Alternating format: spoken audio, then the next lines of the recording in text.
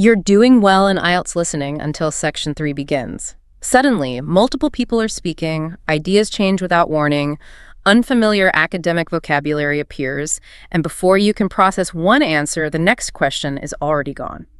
Then comes Section 4, a fast university lecture with no pauses, no second chances, and information packed into every sentence. If this feels overwhelming, you're not failing. You're facing the hardest part of the IELTS exam. In today's episode of Learn English Lab, we'll break down exactly why Sections 3 and 4 feel so difficult, how top band 8 and 9 students stay focused under pressure, and the listening strategies that help you catch answers faster and more accurately. Let's train your ears to think in English in real time. Yeah, and the truth is that this test isn't really testing your English in the way you think it is. It's testing something, much deeper. Right, which is why our mission for this whole deep dive is to really dissect the anatomy of these super complex listening tasks. We're not just looking at the audio tracks. No, we want to explore the actual biological mechanism behind them. Yeah, so we've got this big stack of really revealing simulation materials, actual scenarios you'd face in the test room.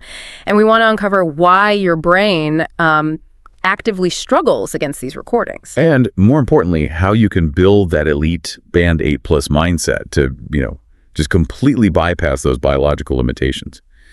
What's fascinating here is that the biggest misconception holding students back is the belief that the IELTS listening test is evaluating grammar or vocabulary in isolation. Right, like it's just a vocab quiz. Spot on.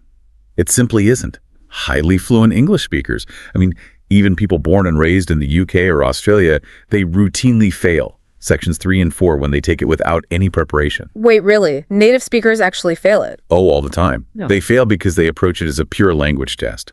But fundamentally, it is a comprehension and cognitive processing test. It is rigorously evaluating your academic listening strategy under immense mental strain. Wow, okay. So that means we really need to understand the battlefield before we try to, win the battle. Undoubtedly. I want to initiate a full breakdown of what Sections 3 and 4 actually look like, and more importantly, what they feel like to the person sitting in that high-pressure exam room. Let's start with Section 3.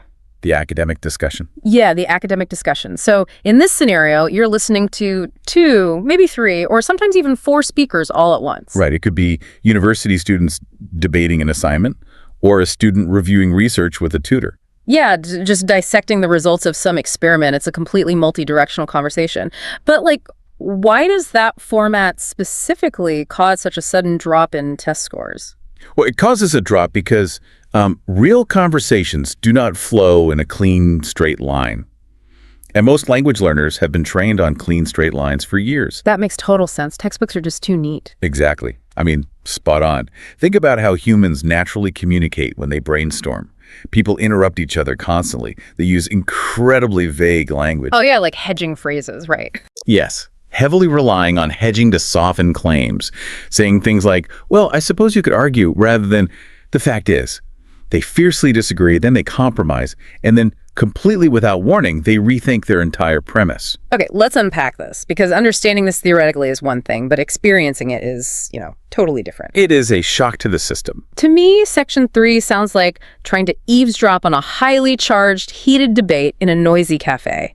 You're sitting at the next table, furiously taking notes, but everyone keeps changing their minds. And you're just constantly trying to figure out who actually believes what. That is a highly accurate way to visualize the environment. And just when your working memory is utterly depleted from tracking that chaotic cafe debate boom, the exam shifts gears entirely into Section 4. The academic lecture. Right. So if Section 3 is a chaotic cafe, Section 4 is a pure endurance marathon. You are facing a 4 to 5 minute uninterrupted monologue. Just one speaker delivering a dense university-style presentation, maybe on marine biology or cognitive psychology. And there is absolutely zero visual support. No PowerPoint slides, no conversational cues to rely on, no second voice to break the monotony. You cannot ask them to slow down, and there are no pauses to let you catch your breath at all. It is just this relentless flow of information. I used to compare it to drinking from a fire hose, but I don't think that quite captures the required precision. No, it's more specific than that. It's more like standing in a windstorm, right? Right. And the exam gives you a list of 5 specific, differently colored leaves,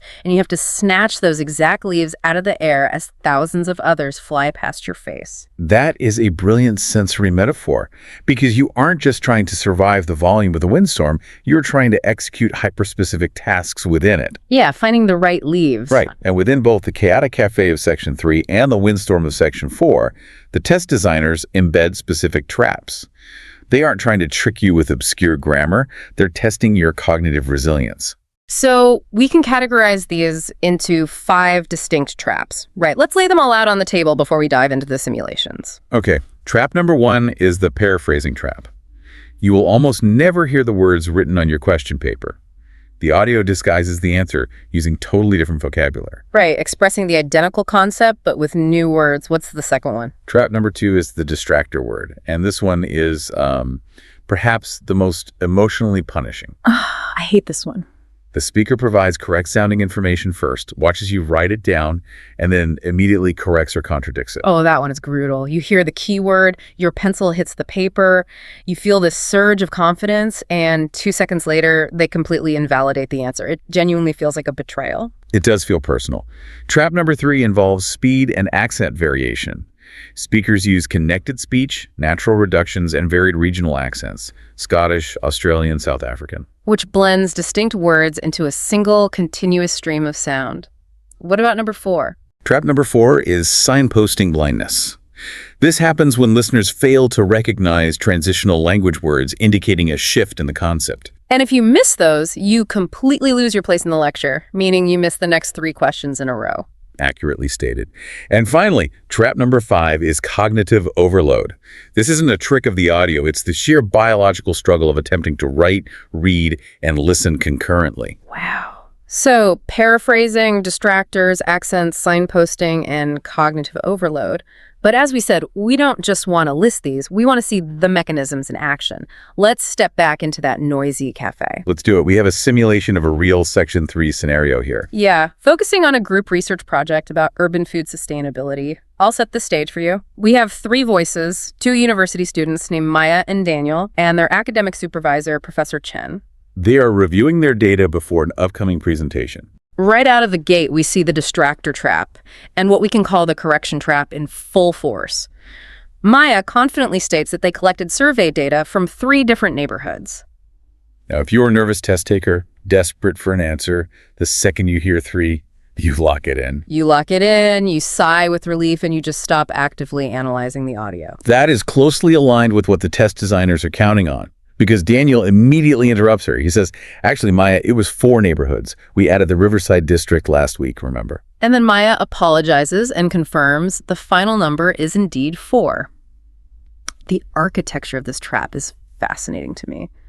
The test writers know that under stress, our brains default to finding the path of least resistance. Grabbing the first number you hear is the easiest cognitive path. But the IELTS exam actively punishes the path of least resistance. It rewards those who wait.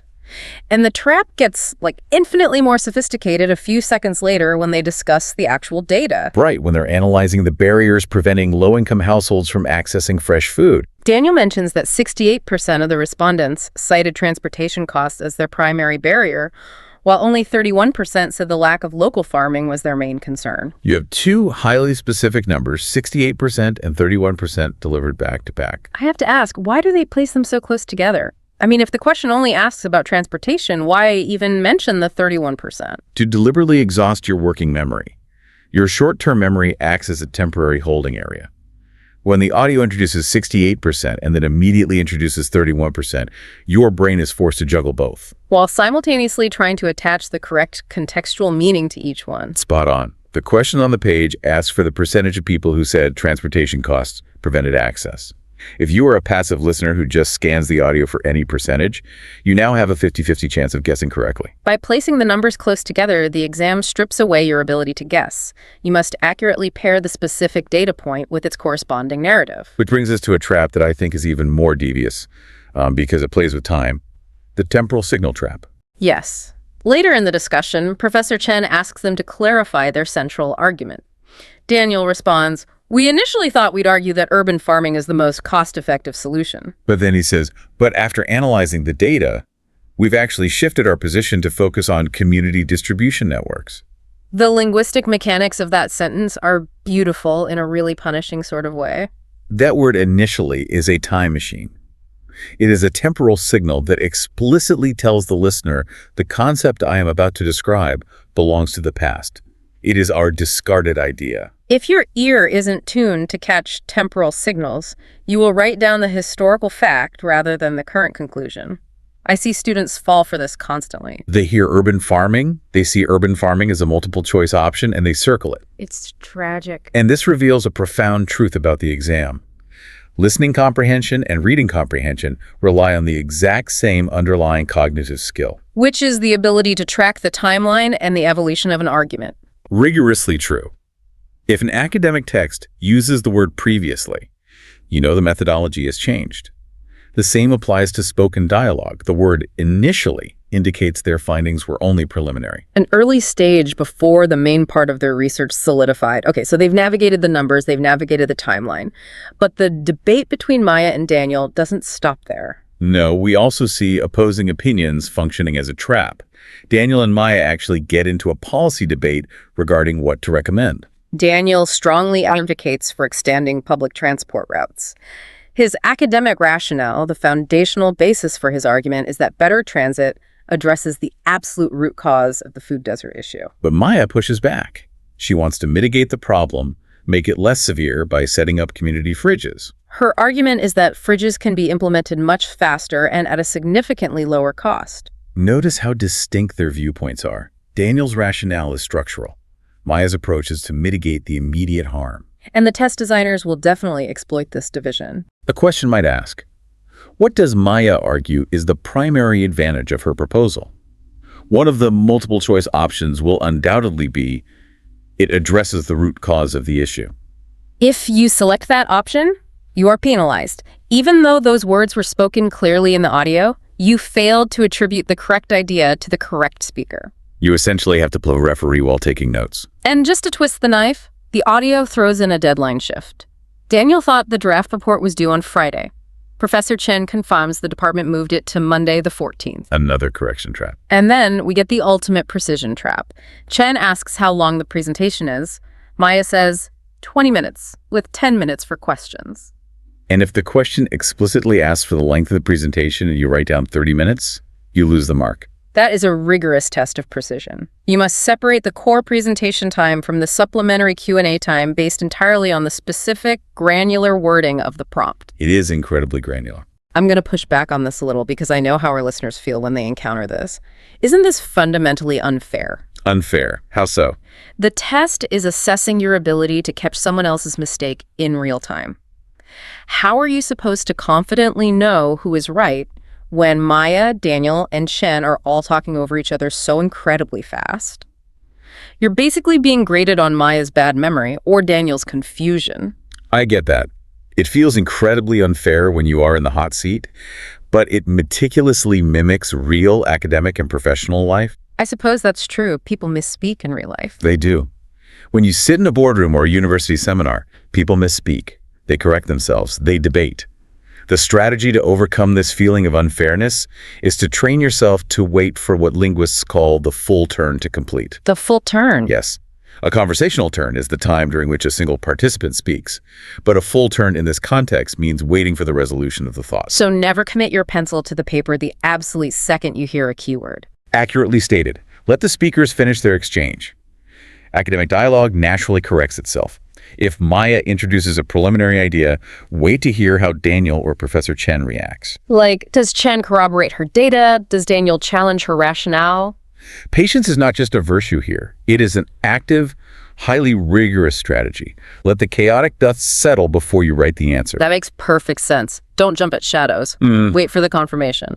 So that is the chaotic cafe of Section 3. But as we discussed, Section 4 requires a totally different kind of cognitive stamina. Completely different muscle. To truly understand why we lose our focus during that relentless monologue, why we suddenly stop hearing the English language around minute 3, We are going to analyze a simulated Section 4 lecture.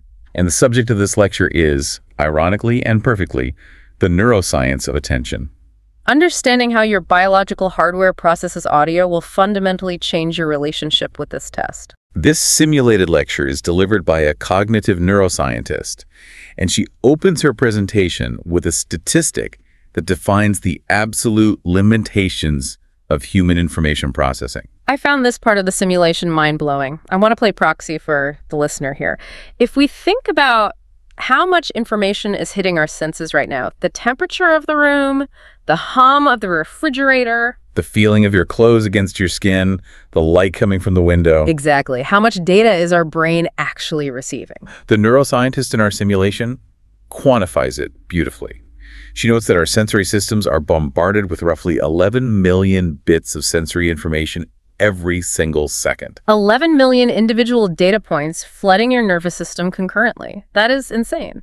But how much of that do you think your conscious mind, the part of you that is actively thinking, listening, and strategizing, actually processes? You'd think a lot, right? If 11 million are coming in, I'd hope at least a few million are being processed. Not even close. The conscious mind processes roughly 40 to 50 bits per second. 40 to 50 bits out of 11 million. That gap is astronomical. That means my brain is ruthlessly, constantly discarding almost every single piece of reality happening around me. Spot on. Your brain is an extreme filtering machine. To explain how the brain decides which 40 bits survive and make it into your conscious awareness, the lecture introduces the paradigm of selective attention. The speaker uses a highly effective metaphor for this, right? Yes, comparing selective attention to a bright spotlight inside a massive, pitch-dark theater. I can picture that. The theater is massive and totally black, representing all the sensory data we ignore. And the spotlight can only illuminate one tiny specific area of the stage at any given moment. It can dart around quickly, but it physically cannot light up the whole stage at once. Undoubtedly. And the critical question the neuroscientist poses is, what controls the movement of that spotlight? She outlines a fascinating dichotomy, a stark division between two entirely different attention systems operating within our brain. The first is the bottom-up system. Let's break that down. How does the bottom-up system operate? The bottom-up system is entirely automatic. It is reflexive, meaning it happens without any conscious thought or effort on your part. It just reacts. Right. Anatomically, it is largely driven by the parietal cortex and various subcortical structures, the older, deeper parts of the brain that handle raw sensory input. The system is triggered by what neuroscientists call salient stimuli, right? Yes. A stimulus is any event that causes a reaction, and if it is salient, it means it stands out prominently.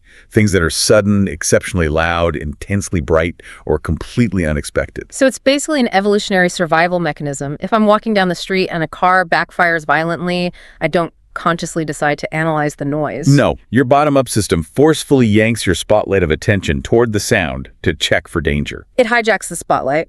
But then we have the opposing course, the top-down system. This system is the exact opposite. It is goal-directed. It is voluntary and deliberate. It resides primarily in the prefrontal cortex, right? Right. The highly evolved area right behind your forehead, responsible for complex planning. Exactly. This is the system you rely on when you are forcing yourself to focus on a difficult reading passage or searching a crowded parking lot for your specific car. Or, crucially, listening to a dense IELTS lecture on marine biology. Here's where it gets really interesting for anyone taking this exam, because these two systems are forced to share the same spotlight. They must constantly be battling for control of those 40 to 50 bits of processing power. They are locked in a perpetual tug-of-war. And the simulation highlights a crucial piece of research from a 2019 study in Nature Neuroscience that explains why the exam hall feels so overwhelming. What did the study find? It referenced robust empirical data showing that when a human being is placed under high cognitive stress, when their working memory is pushed to its absolute limits, the balance of power in the brain fundamentally shifts. The goal-directed top-down system begins to fatigue and fail, doesn't it? Yes, and the reflexive bottom-up system becomes dominant. Meaning that when I am sitting in the exam hall, terrified of missing the next answer, my stress levels skyrocket. And because of that stress, My top-down focus starts to shatter, and my brain starts reacting to every single salient stimulus in the room. Suddenly, the sound of the clock ticking or the person coughing 3 desks away or the scratching of your own pencil becomes overwhelmingly loud. I become highly distractible because my brain thinks I'm in physical danger. That is the exact biological mechanism at play. To illustrate the extreme consequences of an overtaxed top-down system, the neuroscientist details a phenomenon known as inattentional blindness. Oh, I love this example. She recounts a famous 1999 visual attention experiment by Simons and Chabris. It's a classic paradigm in psychology. What did they do? Participants were asked to watch a short video of people passing basketballs and were given a strict instruction: silently count the total number of passes made by the team in white shirts. I know this experiment. Counting the passes requires intense top-down focus. You have to track the ball, ignore the team in black shirts, and maintain a running tally in your head. It demands maximum cognitive load. But right in the middle of the video, while the participants are intensely counting, a person wearing a full realistic gorilla costume walks directly through the center of the basketball game. They just walk right into the middle of the game. Yes, they stop, face the camera, beat their chest, and slowly walk off screen. The gorilla is in the frame for nearly 9 seconds. And the result of the experiment is always mind-blowing. When the researchers asked the participants if they saw anything unusual, roughly 50% of them completely missed the gorilla. Half the room had absolutely no idea a gorilla was on the screen. Because their top-down attention was so heavily taxed by the concurrent task of counting, their brain literally filtered out the visual information of the gorilla. Their eyes received the light, but their conscious mind failed to generate the perception. They suffered from profound inattentional blindness. And the speaker makes it clear that this isn't just a quirky party trick, right? The implications are incredibly serious. She mentions how radiologists, highly trained medical professionals who spend their lives looking at scans, can suffer from this. If a radiologist is intensely using top-down focus to search a lung scan for a specific type of tiny nodule, they are significantly more likely to miss a massive, obvious but totally unexpected anomaly on that very same scan. Spot on. Here's where it gets really interesting.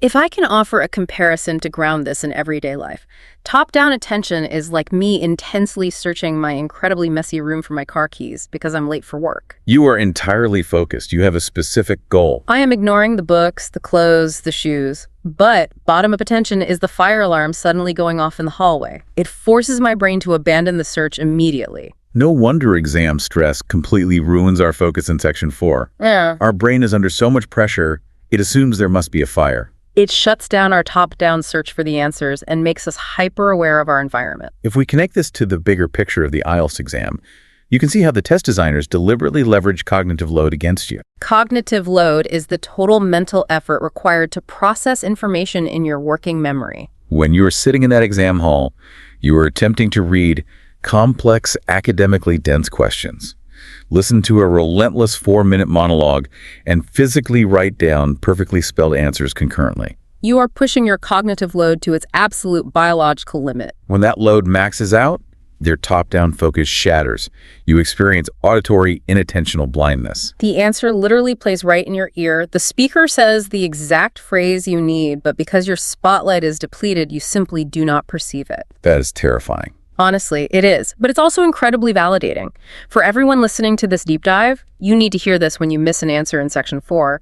It is not necessarily because your English is poor. It's because your brain's biological processing limits are being intentionally overloaded. It is a systemic overload. So Right. now that we deeply understand the traps of Section 3 and the neurological limitations exposed in Section 4, we must pivot. We have to talk about how to fight back.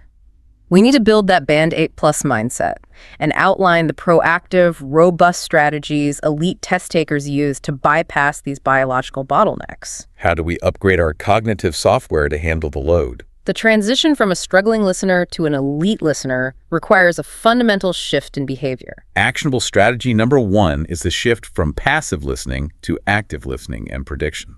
The single biggest mistake a student can make is waiting for the answers to arrive. They read the question, and they just sit there, passively waiting for the audio to hand them the missing word. Band 8 learners never do that. They relentlessly hypothesize. Let's do an interactive thought experiment to prove exactly how powerful this is. Imagine you are sitting in the exam, looking at your test paper during the 30 seconds of silence before the Section 4 audio starts. A question asks you to list 2 factors that trigger bottom-up attention. If you are a passive listener, you just highlight the word factors and wait to hear it.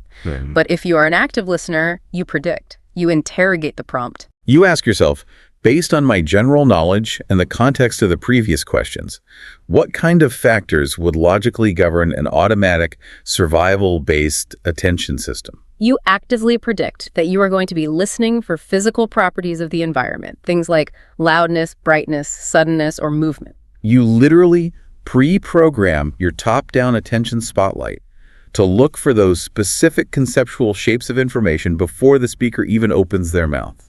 That mental priming is critical. You are lowering the cognitive load required during the audio because you've already done half the processing in advance. Actionable strategy number 2 involves mastering the art of signposting. In long academic lectures, speakers inherently narrate their own structure. They constantly give you directional cues to help you navigate the dense material. If you miss these cues, you lose your roadmap completely. We need to break down some of these essential phrases because they are the skeletal structure of Section 4. When a speaker pauses and says, what I want to argue is, they are explicitly handing you their thesis statement. They're saying, the core meaning of this entire presentation is arriving right now.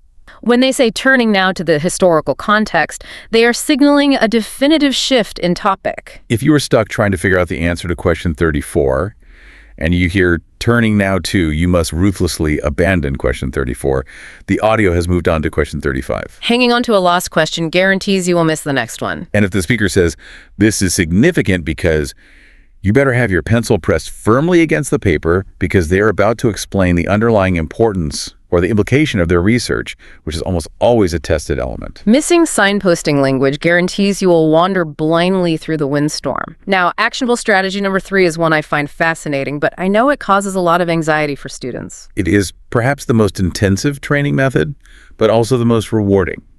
It is called the shadowing technique. Shadowing is a transformative practice. It involves taking an audio track, a dense academic podcast, a TED Talk, or a simulated IELTS lecture, putting on your headphones, and speaking aloud simultaneously with the audio. You are trying to closely mimic the speaker's rhythm, their intonation, their pauses, and their speed. You are essentially acting as their real-time vocal shadow. It feels deeply uncomfortable at first because it forces your brain to process connected speech and vocabulary reductions at a native speed without the luxury of pausing to translate. I really have to push back on this because I hear this advice a lot, and it always strikes me as slightly illogical. Shadowing sounds incredibly awkward. You're sitting in your room, muttering over a recording, hoping your roommates don't think you've lost your mind. But more importantly, the IELTS listening test is a purely passive physical experience. You sit in a silent exam hall and write. How does physically mimicking a speaker's voice, moving your jaw and vocal cords, actually translate to better listening comprehension? It's a highly intuitive pushback, but the neuroscience firmly supports the practice. Speech perception, how we hear language, and speech production, how we speak language, are not entirely separate systems. They share intricate, overlapping neural pathways. When you engage in shadowing, you are forcing your motor cortex to physically recreate the sounds, the linking between words, and the specific rhythm of the language. By doing this, you are actually training your brain's auditory processing centers to decode those specific sound patterns much faster. When you physically map the language with your mouth, your brain recognizes the auditory shape of the phrase instantly when you hear it later. Wow. So it's literally muscle memory for your ears. You are teaching your brain to anticipate the physical flow of the sentence. To implement active prediction, signpost tracking, and shadowing, the simulation materials lay out a highly specific 50-minute daily routine, a robust blueprint for success. Consistency is what builds cognitive stamina. The routine starts with 15 minutes of active listening to an academic source, taking structured notes, and practicing prediction. Then 10 minutes of that intense shadowing we just discussed, forcing the neural pathways to align. Following that, 10 minutes taking a real-timed practice test for section 3 or 4 to simulate the stress. Then, and this is the step most students skip, 5 minutes of strict, unflinching error analysis. When you get a question wrong, you must diagnose why. Was it a distractor trap? Did you miss a temporal signal? Was it a vocabulary gap? And finally, 10 minutes of spaced repetition vocabulary study. And that final 10 minutes is the vital bridge to our next major topic. Because all the active listening, shadowing, and prediction strategies in the world will completely fail if you lack the raw materials to process the audio. We need to transition into the vocabulary and paraphrasing engine required to survive this test. And this requires understanding how IELTS utilizes vocabulary. Throughout our deep dive today into Section 3 and Section 4, we've naturally encountered highly specific academic terms. Words like mitigate, corroborate, rationale, salient, empirical, and dichotomy. The mistake students make is trying to memorize dictionary definitions of these words in a vacuum. Right, because reading a flashcard that says mitigate to make something less severe doesn't actually help you when the audio is playing at 1.5x speed. We need to understand how the test weaponizes these words. Precisely. We need to understand the absolute core philosophy of the IELTS listening exam. It is fundamentally, at its very core, a paraphrasing exam. You will never, ever hear the words from the question paper spoken in the audio. They will always be disguised. Let's do a deep dive into some of these specific words to see how they're used. I mean, we've got 20 crucial terms here from our simulation materials. Let's start with salient. Right, salient. We talked about salient stimuli. It means the most noticeable or important thing. So like a giant neon sign in a dark room. Spot on. And in the test, they might paraphrase it as the primary feature or the most prominent characteristic. You won't hear salient in the question. You'll read main feature. What about stimulus, or the plural, stimuli? A stimulus is basically an event that causes a reaction, a trigger. So the question might ask for the initial trigger, and the audio talks about the environmental stimulus. Okay, next is reflexive. We use that for the bottom-up attention system. Reflexive means doing something automatically without thinking, like pulling your hand away from a hot stove. The test paraphrase could be an involuntary response or without conscious thought. And then there's cognitive load. That's the total mental effort you're using. So the audio might talk about high cognitive load, but the question paper says mental strain or psychological pressure. Makes sense. How about perception? Perception is how you interpret sensory information. The paraphrase is often understanding or interpretation of events. Oh, this next one is huge in IELTS. Implication. Yes, implication. It means the conclusion that can be drawn from something, even if it's not explicitly stated. The question might ask for the future consequence, and the speaker will say the long-term implication. Okay, paradigm. That sounds super academic. It is. A paradigm is a typical example or pattern of something, like a model. The text might say a new framework, and the audio discusses a shifting paradigm. What about subcortical? We use that in the neuroscience lecture. Subcortical refers to the area of the brain below the cortex. But for IELTS, you just need to know it means a deeper layer or an underlying structure. Then we have distributed network. Maya and Daniel mentioned community distribution networks. Right, a network spread out over a large area.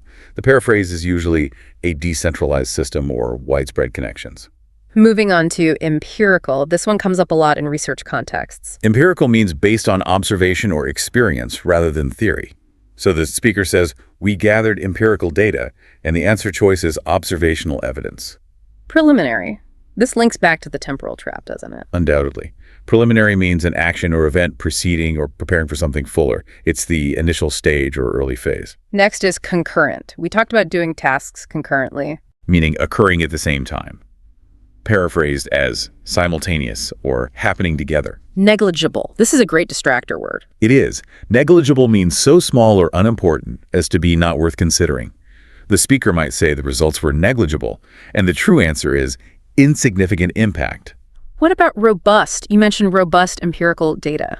Robust means strong and healthy, or in data terms, sturdy and reliable.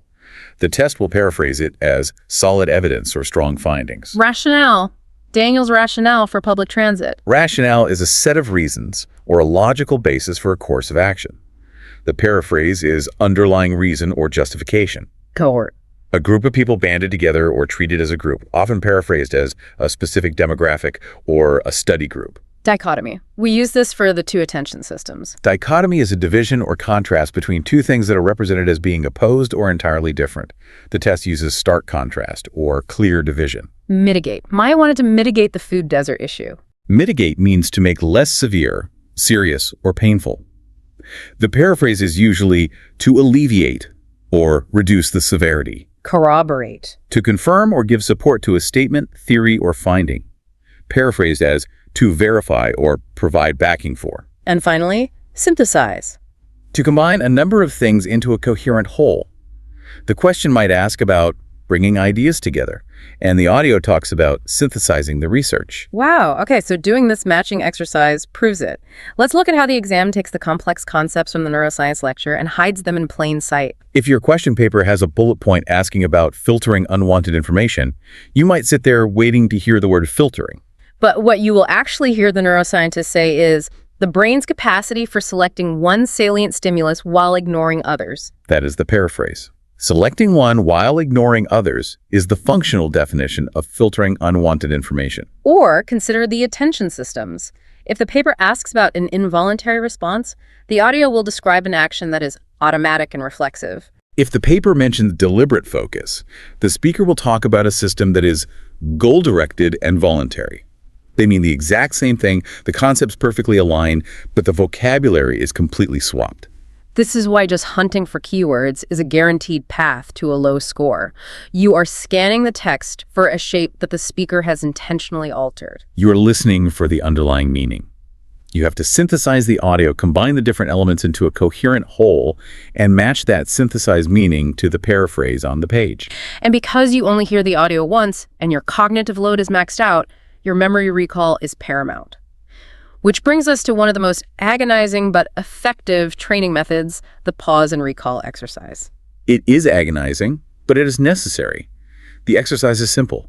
You listen to 1 minute of dense academic audio, perhaps discussing the empirical data of a new sociological cohort, and then you pause the track. Immediately, you force yourself to summarize what you just heard from memory, either speaking it aloud or writing it down. When I first tried this, it was a shockingly humbling experience. I thought I was paying close attention, but when the audio stopped, my mind was entirely blank. It exposes exactly how much data your brain is dropping because your working memory is fragile. It reinforces the harsh, unforgiving reality of Section 4. The information arrives only once. If you haven't trained your short-term memory to hold on to complex, synthesized concepts for just a few seconds longer, the answer will simply evaporate before your pencil hits the paper. The pause and recall method forces your brain to expand its holding capacity. It's basically weightlifting for your brain's short-term memory. So bringing this all together, what a journey this deep dive has been. We've ventured through the chaotic, multi-speaker, distractor-filled traps of Section 3. We've mapped out the sheer biological limitations of our own brains in Section 4, understanding how stress sources our bottom-up attention to hijack our focus. And we've armed ourselves with active prediction, the shadowing technique, and a robust understanding of the paraphrasing engine. Sections 3 and 4 are designed to be academically punishing. They intentionally separate the strategic, active listeners from the passive ones. The most empowering takeaway here is that improvement in this arena isn't about natural talent. It isn't about whether you were born a native speaker or have a gift for languages. It is entirely about strategic awareness, consistent application of that strategy, and actively predicting what comes next to lower your cognitive load. You are not just learning English, you are actively training your neurological attention systems. And to prove that you can upgrade your cognitive stamina, we have a final, highly practical challenge for you. Before your next study session, we want you to find a 5-minute academic documentary on YouTube. Put your headphones on, hit play, and put your hands in your lap. Do not pause it. Do not take notes. Let the audio wash over you entirely, maintaining intense top-down focus. The absolute second it ends, write down every single key point, argument, and piece of data you can remember. Then go back and compare your notes to the original track. You will immediately see your blind spots. And if you do this consistently, your recall rate will drastically improve, and Section 4 will begin to feel like a breeze. This raises an important question, though, doesn't it? A philosophical one to leave you with. We've spent this entire deep dive dissecting how your brain ruthlessly filters out 11 million bits of sensory data every single second just to maintain selective attention on a single task. So if your top-down focus has been intensely locked onto this audio for the last hour, synthesizing all these strategies, visualizing the messy room, the noisy cafe, the windstorm, what crucial piece of reality happening right in front of you are you entirely missing right now? Are you missing the gorilla walking through your own room? It certainly makes you wonder about the limits of human perception. Remember, conquering the IELTS isn't about having perfect ears. It's about having a prepared, strategic mind. Keep training that spotlight. Like, share, and subscribe to this YouTube channel.